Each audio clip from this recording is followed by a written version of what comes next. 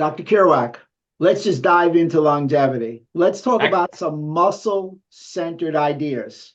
Sarcopenia, the loss of muscle mass, the discussion of longevity and muscle mass. Now, they have said that muscle mass is the second largest organ in the body. Let's take the mantle and run with that. Sounds very practical. So skin being the largest, muscle being the second largest, what we really want to do is look at muscle as an organ, realistically, almost an endocrine organ, and sort of how this plays around in terms of our health and wellness. It's kind of unfortunate because really in medical school, we spend a small amount of time talking about musculoskeletal health. And we're really focused on the orthopedic approaches to things, but not really how it works as an endocrine organ and how it affects our longevity and our wellness and our health. So the idea of the loss of muscle mass, sarcopenia, has come to the forefront. A lot of our colleagues are talking about that. So what goes on in the body that enables us, unfortunately, to start to lose muscle mass? So usually there's a couple of things that happen. We think it happens somewhere around age 35 to age 40. And we start losing theoretically about 1% to upwards of 3% of our muscle per year. We believe that this is mostly related to hormone changes. So from a masculine point of view, we start losing testosterone around that age. I usually tell people that men will hit their peak testosterone probably around 21 and then stay at cruising altitude somewhere until 35 or 40. And really your sleep and your stress determine how long you stay at cruising altitude. And then there's this natural descent that occurs. Women, there are components of what we'll say is ovulating out or going through perimenopause and menopause that equally have that effect. So as a result, we start losing the aspects of muscle tissue because we lose hormones. But there's some other fascinating things that people may not realize or may not think about. One, our digestive system has a tougher time incorporating protein components. And this is somewhat of the push away from animal proteins into plant proteins, because plant proteins have a lot more easy digestibility. But the problem is that plant proteins tend to fall short of the essential amino acids necessary to build muscle tissue. So our nutrition starts dropping off as we get older, and our digestive abilities start dropping off as we get older. And probably the last thing that I think is really fascinating is there's a neuromuscular shift that seems to occur. It seems that as we age, there is this push more toward endurance than there is sprinting or strength. And, you know, there's this statistic that fewer than 5% of men will ever sprint again after age 35.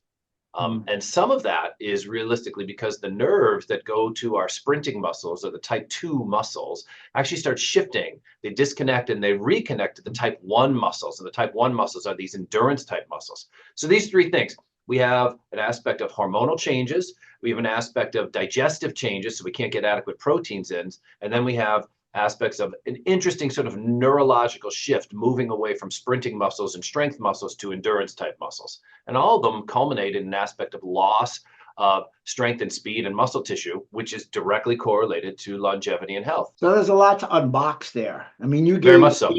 eight points. So let's take them one at a time and let's get a little granular. Let's start with Okay. muscle mass. Dr. Gabrielle Lyons has said muscle mass is the longevity organ. I believe that's the entry level into the concept. I think step number 2 is our muscle to fat ratio. You and I have talked a lot about that. I've always used the example, if I'm a 185-pound male, I have 100 pounds of skeletal muscles and I'm 10% body fat, you give me a thumbs up. If I walk in with the same 100 pounds of skeletal muscle and I'm 205 and my body fat's 22 or 23%, you're going to say, whoa, you know, pull the reins back on that. And the next level up, and I know you want to touch on this, is VO2 max, grip strength, and power. So we agree that muscle mass is a longevity organ, but as a starting point. So if you could take us through that step ladder to health, that would be fabulous. So we'll look at the components of at least the leading component, which is going to be this VO2 max. And so I never want to pull away the aspects of endurance type training and cardiovascular type training. But oftentimes we forget some of the factors that go into VO2 max. And VO2 max is a function of how tall we are. So, you know, again, it's just like, you know, you and I have that slight advantage of our VO2 max because genetically we're taller. That doesn't necessarily mean we're in better cardiovascular health, but our VO2 max is going to be absolutely larger than our shorter counterparts. And then there's all these other components of really our stroke volume, our cardiovascular fitness, our oxygen diffusion, and our capillary components. Again, these are number one in terms of longevity predictors. And it gets a lot of attention because we teach people to walk and to exercise and to do yoga and Tai Chi and all these components of staying, quote, active. But realistically, the strength training gets a back burner lots of times. And so the second leading predictor of longevity is going to be the aspect of our muscle mass. And we believe that strength, that muscle mass, is actually a better picture of longevity than age. So realistically, we sort of say like, oh, well, if you're 40, you're going to have better longevity than if you're 60. But if you're a weak 40 and a strong 60, the idea is you might have more longevity in your 60s than you would in your 40s because of that very factor. The other thing you talk about in terms of body composition, which is interesting to me, is like, yeah, you have this component of fat and muscle ratio. And we tend to think, in our industry, we tend to think about this aspect of visceral fat, the fat that's sort of centrally located, and the hormone feedback system that's associated with that, and all the metabolic syndrome components that are associated with the visceral fat. But really, one of the things in preparation for this podcast that I found fascinating is this intramyo type fat or intramuscular type fat. So the fat that kind of like weaves itself in and hides underneath muscle. And that wrecks our immune system and wrecks our cytokine pathways. And realistically, it gets hidden. So we start focusing on sort of like, oh, my big belly, when I have all this beautiful marbling, the Wagyu beef equivalent of my muscle tissue, like that's going to have a big impact on aspects of immune system and inflammatory pathways that'll rob us of our longevity. And you and I both know in our field, we tend to just really focus on this visceral fat. We say, the subcutaneous fat is something like this, but this intramuscular fat, this sort of weaving modulatory component fat, I think really goes under the radar. We probably need to pay more attention to it than we think. I agree. Visceral fat, the fat over the viscera. I like that idea, the marbling. Now, I don't eat Wagyu beef, but we can argue about that. You have missed out, my friend. So next time in New York, we're going to do that. You know what? I am without question a little too provincial. I admit it. I'm rigid, but I'm working on it. My wife says at some point when my hair is fully gray, I may see the epiphany. So, the funny thing is I've made a short list of the red meat studies and longevity. And that's sort of the short list that's right there. So these randomized control studies in regards to red meat, is it a disaster and a danger and should be shifted to this plant-based living? There is observation studies, and I want to put those components in place. But we'll probably talk later in the podcast about the idea of muscle strength and cognition, like does being stronger make you smarter? And those are all observation studies. And realistically, we don't have any causality in regards to that. Is it just coincidence? So when we look back at the red meat studies, we neglect to look at the idea about, in the 50s, more people who ate red meat smoked and more people who eat red meat ate processed food. So could it be the smoking and the processed food and not the red meat? Because again, correlation does not equal causation. And until you have the meta-analysis and the randomized control studies, we're going to have Wagyu beef. I'm going to leave that with you. I hear you. I concur. Some great studies on animal protein versus plant protein. Animal protein intake reduces the risk of functional impairment and strength loss in many different adults by a dramatic amount. As a matter of fact, animal protein in virtually every study beats plant protein in something called muscle protein synthesis. Nobody here is anti-plant protein. We're just saying, in addition to, for me, 75 to 80% plants. Thank you, Tom Brady. You live in New England. By the way, we've been twice. That we like some animal protein. And of course, when we talk about animal protein, we're talking about grass-fed. We're talking about grass-finished. We're not talking about soy-eating animals or that. We're talking about how it was supposed to. Well, again, to your point to the provincial aspects, I really want to have a little bit more of the Aborigine warrior type ways of how we're going to raise our animals and our plants. The big thing that people are sort of promoting is the idea is like, well, if you put the big buzzword is if you put the branch chain amino acids in terms like then, oh my gosh, you're going to have the greatest thing ever. But the problem is that in order to build muscle tissue, you need all of your amino acids. You can't just get branch chain amino acids and say, well, if I'm getting my 2 to 3 grams of leucine, then I'm set. You really have to think about all the amino acids in the picture. And I think what comes up to the surface is focusing on branch chain amino acids, and what goes into the back burner is the essential amino acids. And so realistically learning about the essential amino acids. So let's see, I'll give this one out for free. I developed an acronym to learn your essential amino acids, which is HIL MP3 TV. HIL MP3 TV. because MP3 files and TV and so on and so forth. Hill MP3 TV. Let's see if we can do this. So it's histidine, isoleucine, leucine, lysine, methionine, phenylalanine, 3, which is threonine, and then TV is tryptophan and valine. And you got to get those things in, and you're going to fall short if you just stay exclusively with plants.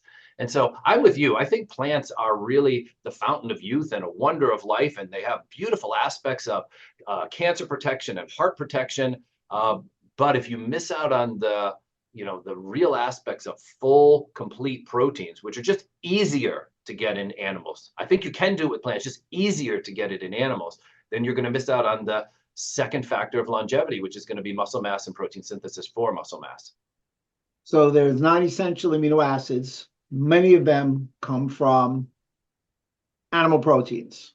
Fair enough, because you're going to have all of those components in most of your animal proteins, because animals are having protein synthesis as well. They're making muscle tissue as well. So you'll get all of them, but ultimately we can realistically make the non-essential ones from other ingredients. We're going to be stuck with these the 9 essential ones. So I guess I'm trying to tell your audience not to focus on the 3 branched chain amino acids, which, don't get me wrong, they're incredibly important, but to really start expanding your net, really looking at the 9 essential amino acids rather than just the 3 branched chain amino acids. All right, you have a patient now, and philosophically is not the reason that they're eating plant-based. They've decided, they've read articles, and as we all know, you can prove anything in any article, so we weight the article. I say that when I talk to you, you and I use this scale for the articles, the weight, the quality. That said, that patient says to you, yeah, I want to build muscle mass, I'm plant-based, I got it covered, I'm just going to supplement with branched chain amino acids. What's your answer to that for muscle mass, for longevity and muscle protein? Well, so what I'll try to do with my plant-based individuals is I'll look at where their components are, and I'll give them sort of the densest forms of proteins in the plants that they can. I think for realistic purposes, the trick is figuring out how to keep your calories in place while you're getting your protein. So that's one of them. And 2, what I tend to do, especially if I'm going to have sort of an athletic individual or kind of a recovering muscle building individual, is I talk about isolate plant proteins. So pea isolate and soy isolate. So then these become a little bit more fortified, for lack of a better term. So that way you can get all the components in. I am absolutely sure that you can do this with plants. You're just going to have to eat a lot. And if you're going to eat a lot, you have to move a lot to have that calorie balance in terms of burning and taking in. But I do believe that you have to get one of the isolate proteins, not the pea isolate or the soy isolate. And those in and of themselves will supplement you enough as a plant-based individual to get all the essential amino acids, so that way you can build the muscle tissue you want. So let's talk a little bit more about anabolic response to protein ingestion. New study came out, interestingly enough, that over a 12-hour period, now you and I grew up in an era where 5-6 meals a day, 30 grams of protein, you've got to eat protein after you work out. You get that hour, that golden hour is it. That's what we grew up with, I know. That first 30 minutes afterwards, that window of opportunity, and you got to take carbohydrates, which is now the evil macronutrient. With all that being put together, we'll talk a little bit about the evil macronutrient, because I'm going to die on that hill as much as I can in my society. But we'll return to that. And you know what I like about you, and you know what I like about these podcasts, is that people can disagree agreeably and really open up people's thinking and actually modulate where we are.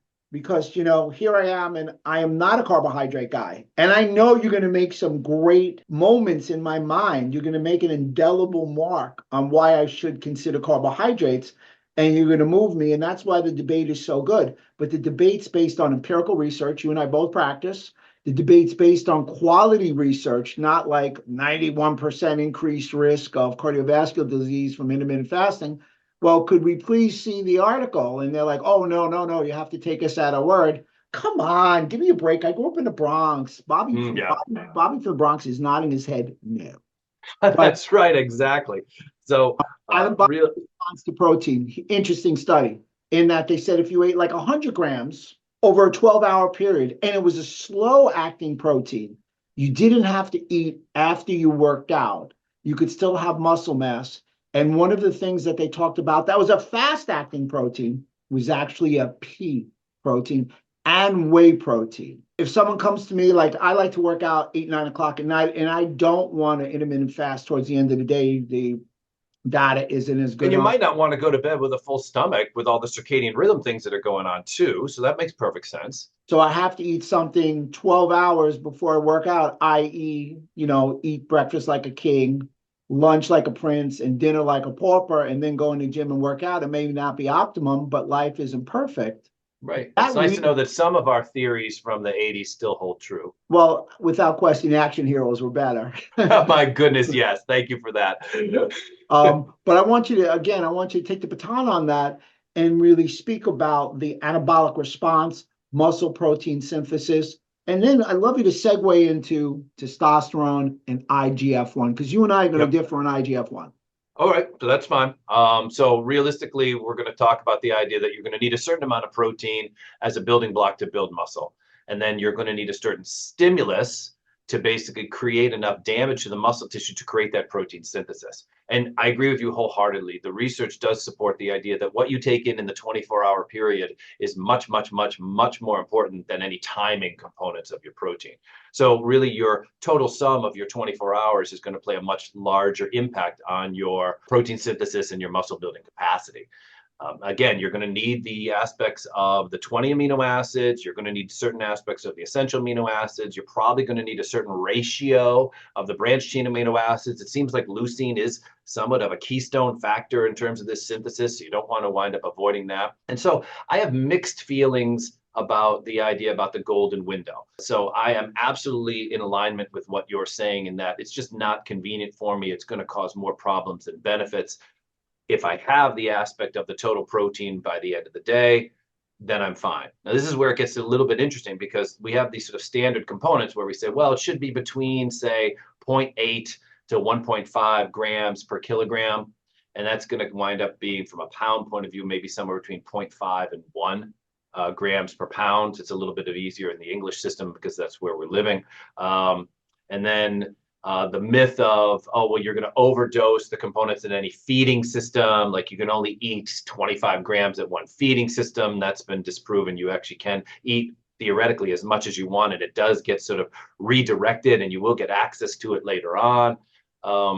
But I think the most interesting thing for me is, well, what are your calories in regards to your protein components? So if you decide, well, look, I want to lose a little bit of weight getting ready for the summertime, and I'm going to cut my calorie intake.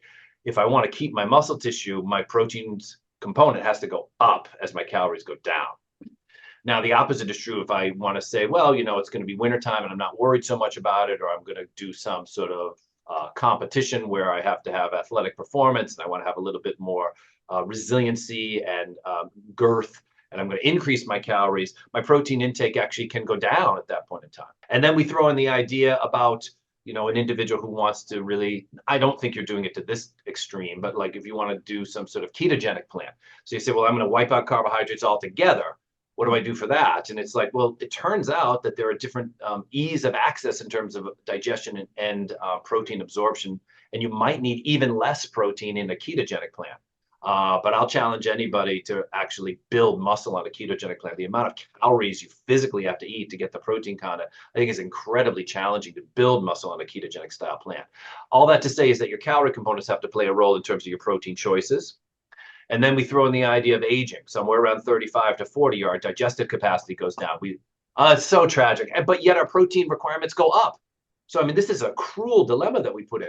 And so all of a sudden we lose this beautiful acidic component where we can eat more of a dominant carnivore omnivore component. And then we get into our majestic areas of life, let's say, when we get to be a little bit more of the leader warrior as compared to the up and coming warrior.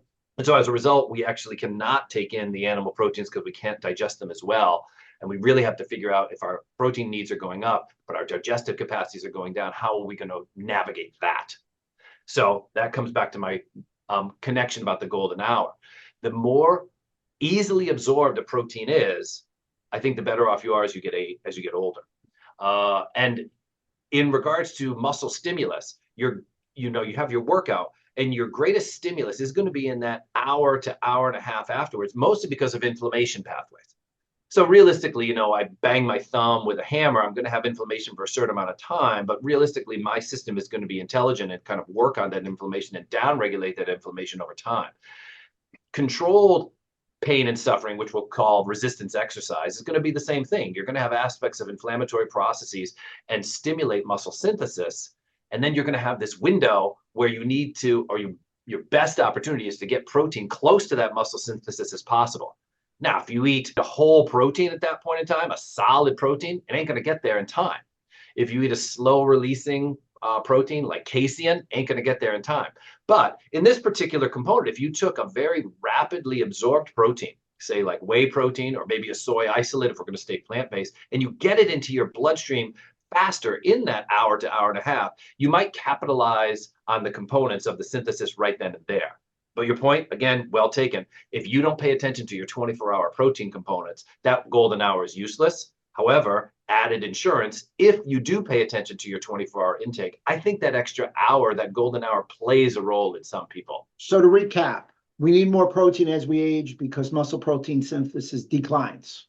And digestive capacity declines too. So we have less acid in our stomach to break down the proteins. Correct. Yeah, and we got to get into digestion. Number two, you like the concept of eating protein for over a 24-hour period.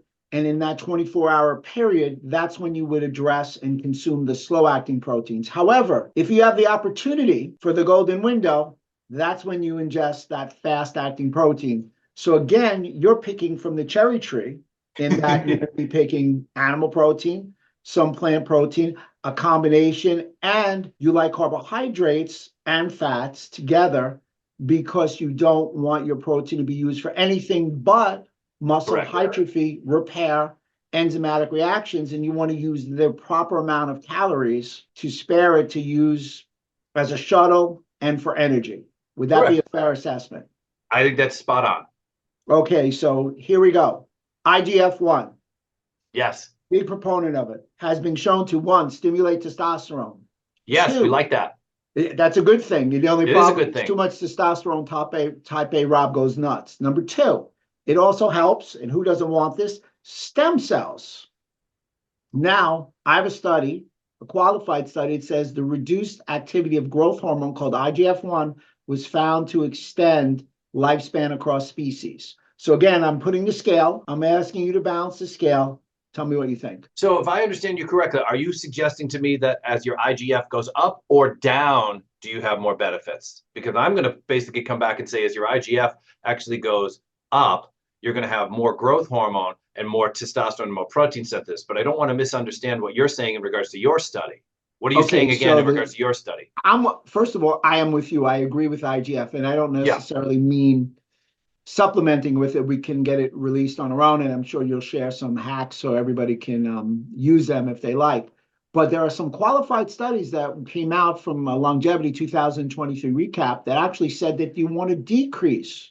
Yeah, so this is sort of like I want you to weigh it for Oh, this is going to be such a tightrope walk. All right. So because basically we as a human being are an incredibly eclectic mixture of cellular mechanisms and organs and systems, right? And so our neurological system isn't going to operate like our musculoskeletal system, like our digestive system, like our cardiovascular system. And all these beautiful markers and pathways are going to act differently in different systems. And this is where I feel some of the frustration and confusion in the conflicts actually occur.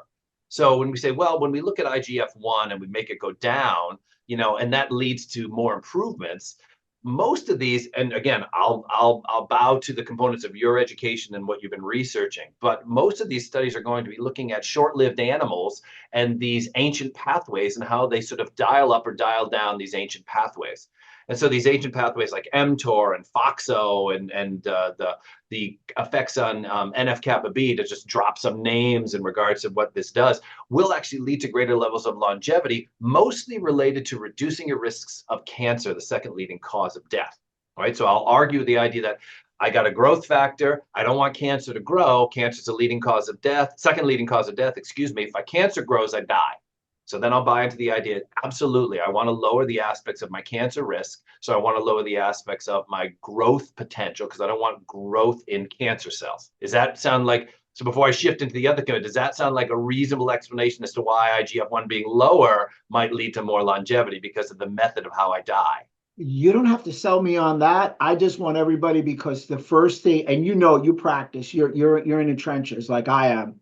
Somebody comes in with a study and it's a little different than what we said, and it's understandable because we've moved also, we've acclimated, we've progressed, we've evolved, and they want to question and they want to know because they all think that taking IGF and testosterone replacement therapy is the only thing to do immediately.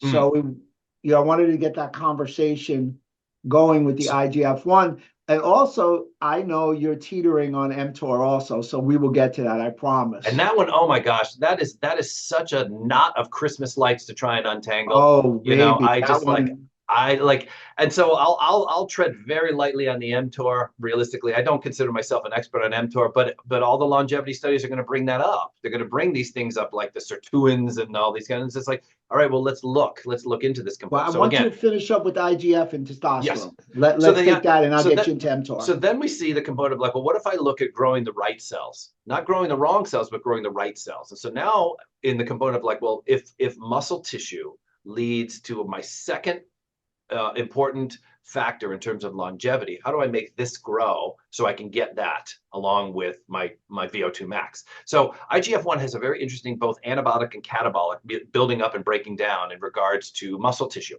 And realistically, what this is going to do is it's going to create changes in testosterone, changes in insulin, realistically, which is by definition a growth factor. So insulin is going to play a role in terms of carbohydrate delivery, in terms of muscle cells picking up carbohydrates. Now the liver is going to basically get its first pass with all our meals in terms of carbohydrates, but the muscle cells, if they're there, are going to absorb a lot of the blood sugar that everybody worries about in terms of diabetes. So again, if we have more muscle tissue to absorb that blood sugar, we get less aspects of metabolic syndrome, which again, diabetes linked to lots of other things in terms of cardiovascular death, the #1 killer as compared to cancer, the #2 killer. There's also changes in regards to how we absorb leucine with IGF-1. So leucine now is a big factor in regards to building muscle tissue. We know that amino acid plays a huge role into it.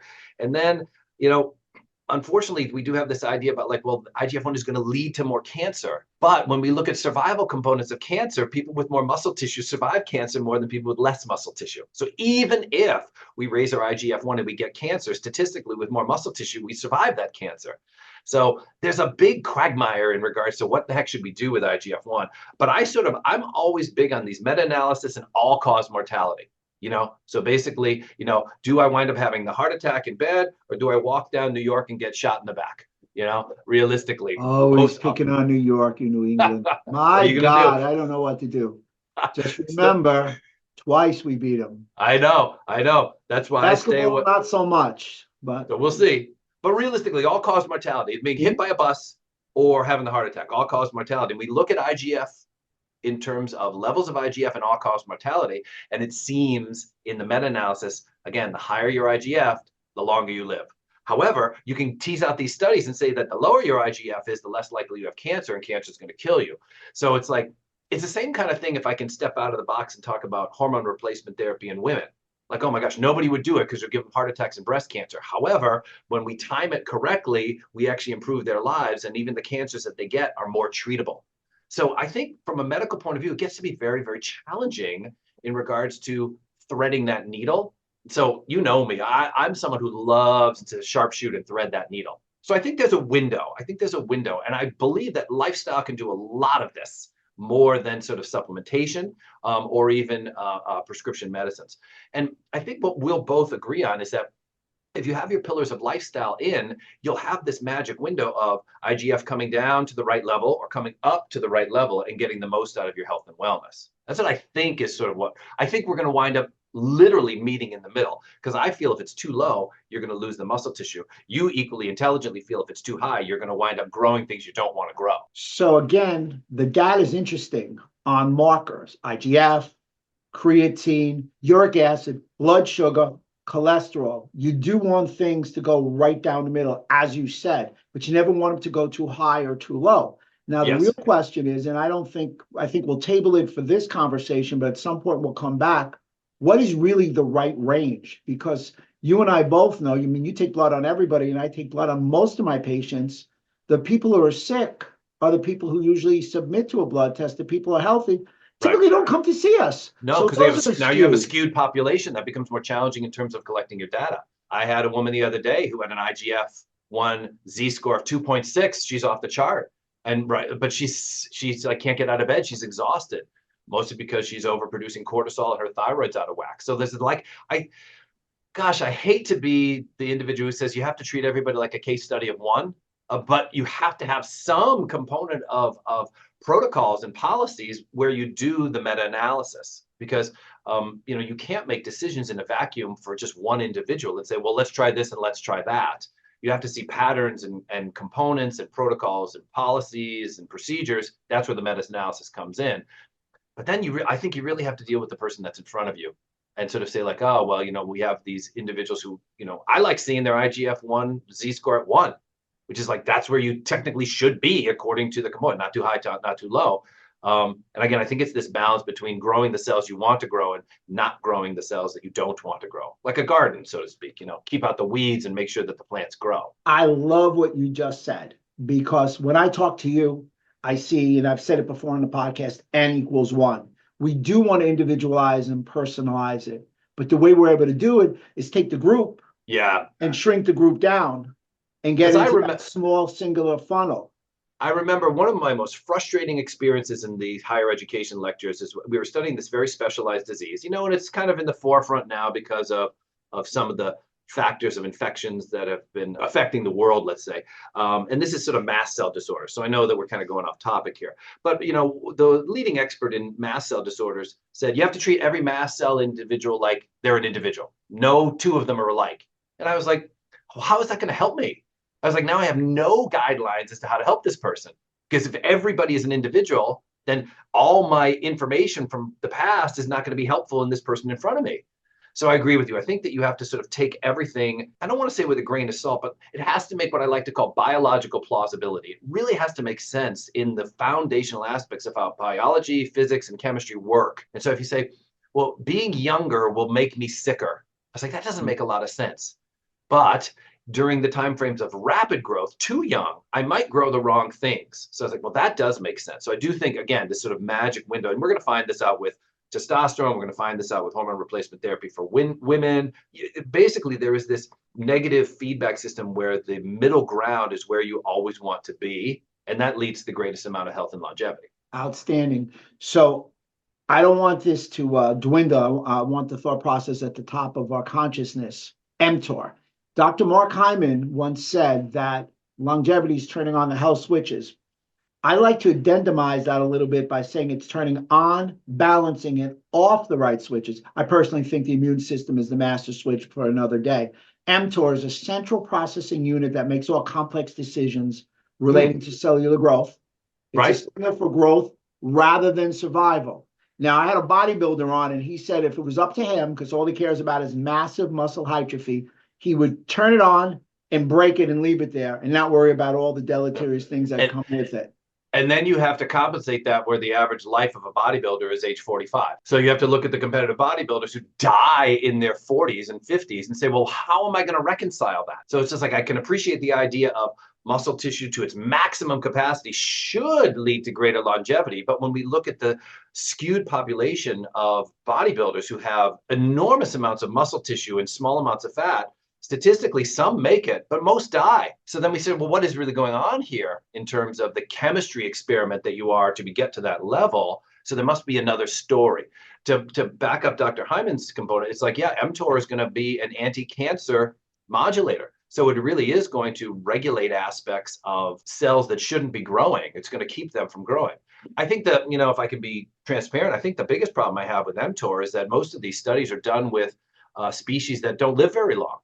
And so we look at mTOR studies with fruit flies and worms and molds, and I'm just not at a stage in my biology where if I can get a 24-hour fruit fly to live 27 hours, I can't extrapolate that and say you'll live 20 years more because the fruit fly lived 3 more hours. I'm just not at that stage. So I like to turn mTOR down a little bit because I believe, and again, I'm going to need you to chime in. I think that a little mTOR balance, maybe not inhibition, induces autophagy, mitophagy, mitochondrial biogenesis. It helps with stem cell function, so it works synergistically with your IGF-1, reduces inflammation and regulates innate and adaptive immunity, inhibits NF-kappa B. It does a So lot, right? So one might wonder if there's a connection between the obvious, which is calorie restriction, you know? So again, you can think what you want about intermittent fasting. Is it awesome or is it neutral? But calorie restriction seems to come up all the time. So this might be an interesting discussion for the bodybuilding community. It's just like, well, if I excel my calories, 5,000, 6,000 calories, now I'm not doing restriction so I can get as much mass as I can. Am I overstimulating mTOR because now I'm not calorie restricting?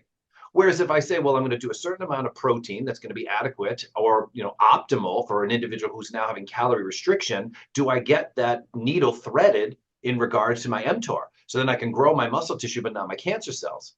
So again, thinking about, well, what turns mTOR up and down? And it's just like, it seems as though the biggest component is, you know, these lifestyle pillars. The biggest one related to is calorie restriction, intermittent fasting or not. that calorie restriction comment may be the capstone moment to date, in that data indicated that in longevity studies, they wanted to decrease people's consumption of calories by 25%.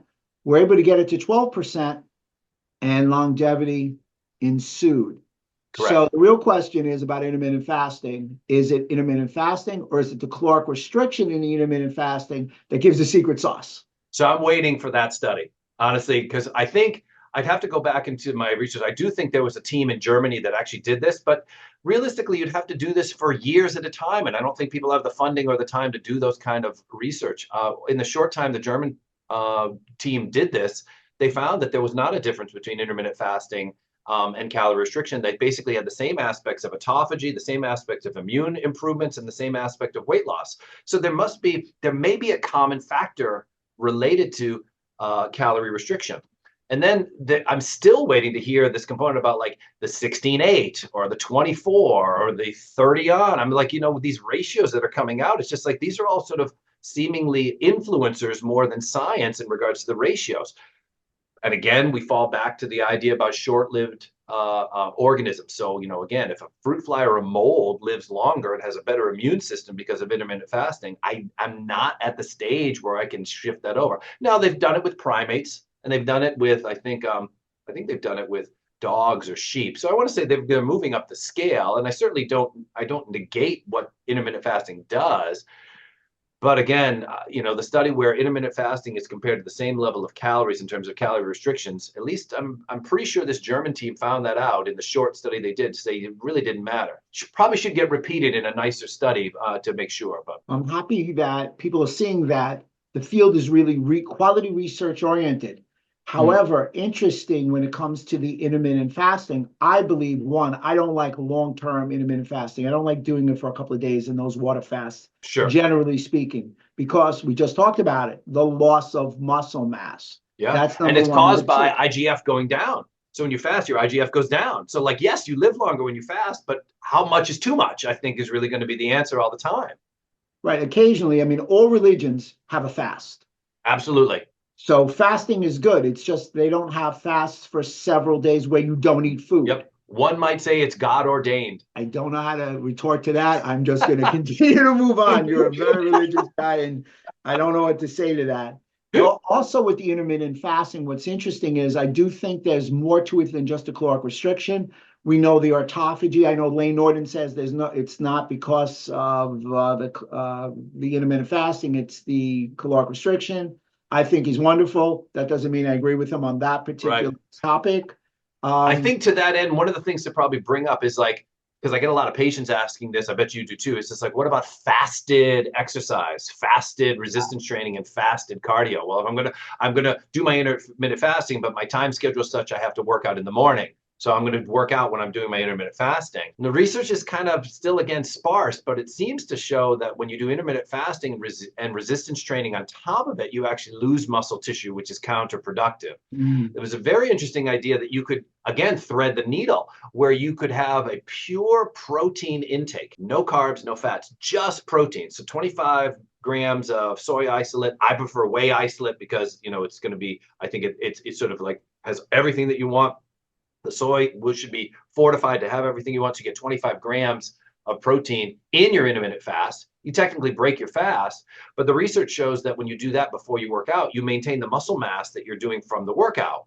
So there's something in regards to this protein synthesis protection that you get when you have a rapid absorbing protein circulating in the system. And I personally think you burn through the 25 grams. So I don't even know if you break the fast, because I mean, theoretically, 25 grams is going to be 100 calories. If you're doing a workout where you're not burning at least 100 calories, then you need to train with us more realistically. So without question. So we know that in our pillars of fitness, we believe weight resistance, and that doesn't necessarily mean a 500-pound squat. That's all well and good. Is definitely the starting point. Maybe 50% of people's workouts should be some form of weight resistance, push-ups, planks, air squats, TRX, and maybe some advanced stuff, kettlebells, dumbbells, barbells. So I got from Harvard Health, January 1st, 2023. They said that strength training enhances your quality of life and improves your ability to do everyday activities. After a median follow-up of 9 years, the researchers found that weightlifting was linked with a 9 to 22% lower risk of dying, yet moderate to vigorous exercise, aerobic exercise, appeared to lower the risk by 24 to 30. So I have some biological theories as to why that might be. So I think that is also a correlation and not a causation, but it might be causation, anti-inflammatory, antioxidant, that kind of component. But, and you probably know this too, like when you go around the world and you start interviewing these men and women who live to be 100 years old, and you ask them, what's the secret? Realistically, most of the interviews talk about their social connections, their joy, and their hobbies. No, which is interesting, nothing related to the stuff we talked about in terms of diet and exercise and all that. It's really the people that you hang around with. So my theory, and I'll go on record to say it's just mine, my theory is that if you have more musculoskeletal strength, you can get out of your house, walk around, and meet your neighbors more. And so you have more social connections because you can physically do more. You can climb stairs, you can go hiking, you can ride horses, you can go water ski. Like you have more options to do social connections. And I would love to see if that could be teased out in some way, shape, or form to see if the musculoskeletal components to not only longevity, but in this case, cognition, is it related to having more opportunities for social connections, meeting new people and learning new things? I really want to jump on what you just said. I think there's a strong relationship between sarcopenia and memory function. Yes. So and you're the memory guy, so I want to get your idea about like what that is too. I mean, it's really shown that muscle keeps us anti-inflammatory. The loss of muscle keeps us pro-inflammatory because muscle provides something that you wanted to talk about, myokines. Yeah, oh my goodness. Those anti-inflammatory cytokines. And so the myokines, so what's nice is that we have all these inflammatory cytokines that come from fat cells. And so we always we give fat a bad rap. You're going to need some to regulate your hormones and protect you from the outside world. But realistically, fat cells in excess, especially those visceral type fat cells or those intramuscular fat cells, they're going to produce sort of inflammatory cellular signals to basically tell us to burn ourselves out, for lack of a better term. Muscle tissue seems to do the opposite. Muscle tissue seems to produce these aspects of IL-6 and IL-10, which in circumstances, so we measure these things in the ICU to see how sick people are, but realistically in post-exercise components and circumstances, it has an anti-inflammatory effect. And then there's regulations of myostatin and some other components. And then the big one, I mean, this is really your expertise, is the brain-derived neurotrophic factors that basically come out. Yeah, I was waiting for that. So honestly, you'll get to speak much more on that than I will. But I think I remember hearing this from you, that the greatest component of brain-derived neurotrophic factor is exercise. I believe I actually heard it from you. Is that correct?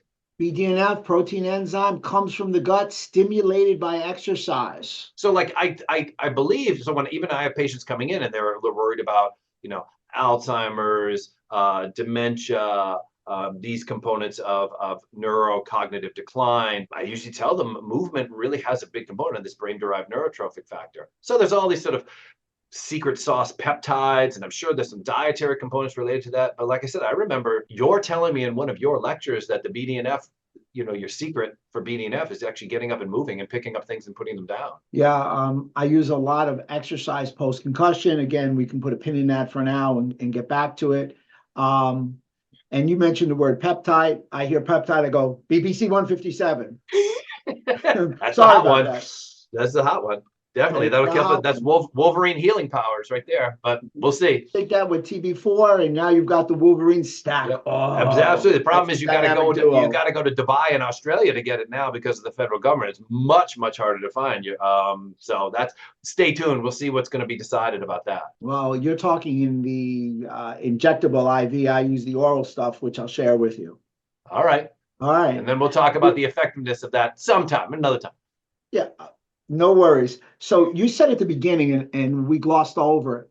You talked about the idea of when people age, they lose muscle fiber, they lose axonal, or they have axonal Yeah. degeneration. They have mitochondrial deinnervation and dysfunction. then reinnervation. Right. Right.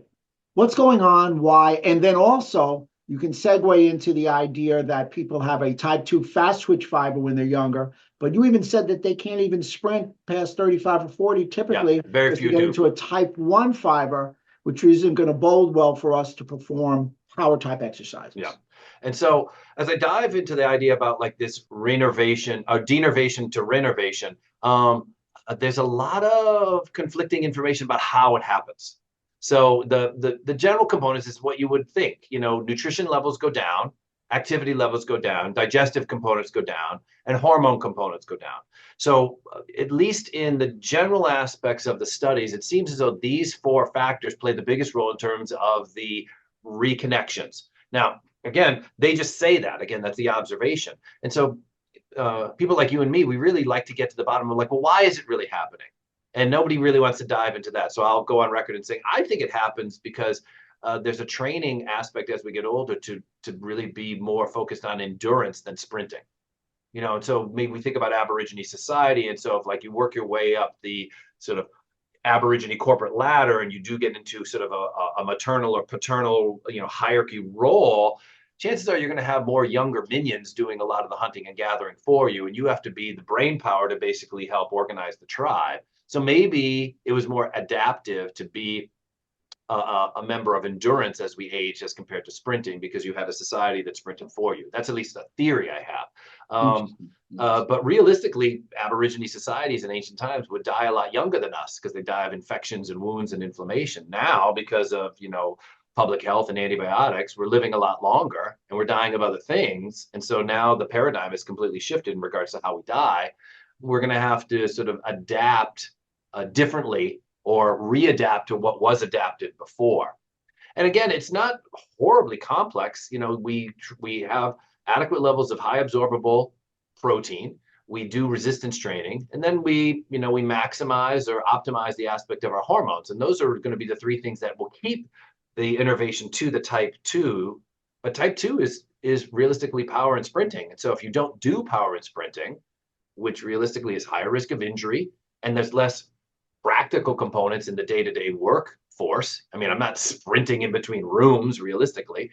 So you have to be intentional in your preservation of type 2, where I think the type 1 is just sort of naturally occurring. The preservation of type 1 is naturally occurring. So to recap everything, in the idea of we hit the muscle-centered muscle mass, you also did say that the number 1 cause of death was cardiovascular disease. Heart attack, stroke, and the like. Do you think there's a correlation between the loss of muscle mass and the increase in cardiovascular disease? Because muscle mass is a unique organ in that it disposes with glucose efficiently. So I think that is true. If I had to pontificate about like what is doing that, I'm sure we could find articles to support this. So you think about like, well, what causes a heart attack? What exactly is going on? And so we think about, plaque formation and the components of the inflammatory cascade that leads to plaque formation and the higher risk of plaque formation if that plaque or the cholesterol components of that plaque are sticky. In other words, more sugar components in the bloodstream, more diabetes. So we think inflammatory markers and sugar markers, those are going to lead to cardiovascular disease. Muscle tissue then is going to be one of the largest organs that uptakes sugar from the bloodstream. And so again, we want to have more muscle tissue so we can pull sugar out of the bloodstream so it's not circulating around with potential plaques to make them stickier. That's number 1. 2, we're going to have myokines that are going to be anti-inflammatory as compared to the pro-inflammatory cytokines. So then our CRP levels, the marker that may lead to the nidus of heart attack, is going to start going down. So we have this protective component of the inflammatory anti-inflammatory, that is to say, and then the protective component of the decrease in the insulin resistance as well as the glucose circulation. And then we can probably say there's probably an aspect of oxidation that's going on there, because you know that certain oxidative cholesterols are going to be much more problematic than the ones that are not oxidative. And so again, these myokines play a role into it. And so you're going to wind up having oxidation and inflammation control from your muscle cells, and you're going to have sugar control from your muscle cells, which theoretically is going to lower your risk for plaque formation and cardiovascular disease. Outstanding. So before we go, I want you to give people 5 muscle-centered hacks that they can start on Monday morning, proverbially. All right. So the big thing I feel is that you've got to be cognizant about your protein. And so this one, it's unfortunate because I think protein is going to be relatively costly as compared to non-protein items. But protein is going to be the aspect of the building block for your muscle tissue. So you've got to really get at least that 0.8 grams per kilogram in on a regular basis. So that's going to be point one. Your nutrition, your protein is going to be absolutely essential. Number two, you have to pick things up and put them down. The muscles will not, there is some benefit to just bringing in nutrition and maximizing your hormones, but you'll get so much more out of the aspects of your resistance training. When you stimulate muscle tissue, it grows. If you don't stimulate muscle tissue, it's less likely to grow. Third, we didn't touch on it in great amounts, but it's sort of, we can do this on another component. I think knowing what your hormone status is going to be relatively important. So for men, that's going to be testosterone. Women, it's going to be more estrogen and testosterone, and probably DHEA because it's a highly circulating hormone in regards to that. And not just to focus on the aspect of testosterone, which will be a protein synthesis component, but focus on the other hormone, cortisol, the muscle destroying hormone. So really getting the idea of like, well, what is my testosterone, my muscle building capacity, and what is my cortisol, what is my muscle destroying capacity? And then realistically doing the behaviors to maximize your testosterone and minimize your cortisol, which is sleep and stress management most of the time. So that's 3. 4 would be sleep. I think sleep is absolutely underestimated in regards to building muscle tissue. My favorite study that I bring up to patients is that they put these athletic men on a calorie-restricted diet, and both groups lost the same amount of weight. One group had 7 hours of sleep, the other group had 8 hours of sleep. And when they measured body composition, they found that the group that had 8 hours of sleep lost 85% of their weight as fat, and the group that had 7 hours of sleep lost 85% of their weight as muscle tissue. So realistically, sleep is going to be a key component in regards to maintaining and keeping your muscle tissue. And then for 5, I think I would probably say recovery. I think I would probably say recovery, stress management techniques and recovery, because you can go, just all out and full blast in regards to your resistance training and your nutrition. But if you're not going to allow your muscles to recover, because the growth period really occurs in the recovery period, not the stimulus period. So like if you're spending extra hours at the gym using what some of my bodybuilding friends call junk sets, if you're spending hours and hours and hours, and not paying attention to your recovery, you're going to increase injury and you're going to negate the growth capacity of your muscle tissue. So let's recap. We're going to talk about nutrition, making sure you get your protein in. We're going to talk about resistance training, pick things up and put them down. We're going to talk about maximizing your hormones, testosterone levels optimized, cortisol levels optimized. We're going to talk about sleep. And yeah, you got to get your 8 hours according to the study. And then ultimately recovery components, because muscle growth occurs best in the recovery period. That was a great citation on sleep. I wrote that down. I mean, I'm going to share that with everyone. Fabulous. Isn't it? This has been my pleasure, man. Muscle centered. I love it. It's been too long. So let's make this a regular thing.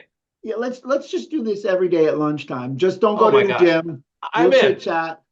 We'll talk about our Marvel comic book characters. You can tell me Larry Bird, and I'll tell you Bill Bradley or something. We are brothers from another mother. No doubt about it. It was my pleasure. Dr. Christopher Keroack, the smartest guy in the room.